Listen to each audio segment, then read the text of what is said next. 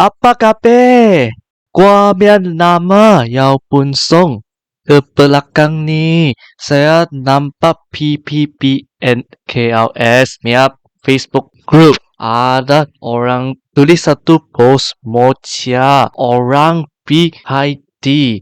Tu hari merdeka. Mau payah Mia lah. Tambah lagi, lu mau tempa satu meja kasih lu. Bukan percuma Mia. It's not free. Ni tiga nyonya selebriti tau. Lu jangan main-main. These three nyonyas are celebrities.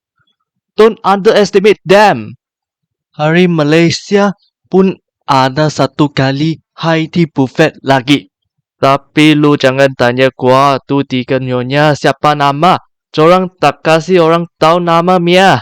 Ni kali Mia special merdeka Haiti buffet. Kat Angkasa Hotel bikin Mia. Tu tempat banyak dekat Petaling Street Mia. Tengok ni tempat banyak high class. Ni kali Mia Haiti satu dewasa mau bayar RM66.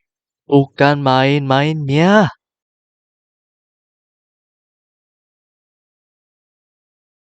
Tengok, sini banyak kuih. There are so many kuihs. Kuih mostly refer to Malay style or Nyonya style or Hokkien style of kuih. I mean desserts that look like cakes. However, in my opinion, kuihs are different from cakes from Western countries. I shall not direct translate kuih as cakes. Ni bubur kacang. Ni nasi goreng kampung. Tengok ni ada bawang merah. Jauh-jauh saya pun boleh hidu dia punya wangi. Ini deep fried fish fillets with Alabama white sauce. Ini sate ayam. Ni chicken murtabak with jeruk bawang. Tengok sini ada sushi, sandwich sama orange. Ni ialah dim sum. Ni sos cili sama sos hitam kita celup kat dim sum. Ni kari ayam kapitan. Ni spaghetti. Orang Hong Kong mesti rasa banyak heran bila gua celup ni dim sum sama sos cili.